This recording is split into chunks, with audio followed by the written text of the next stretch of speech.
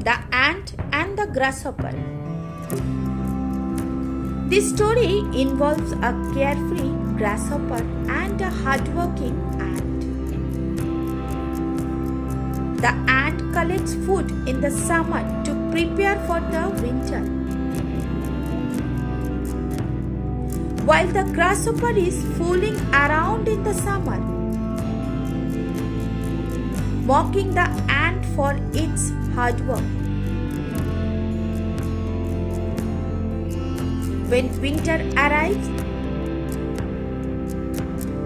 the ant is warm with its tummy full,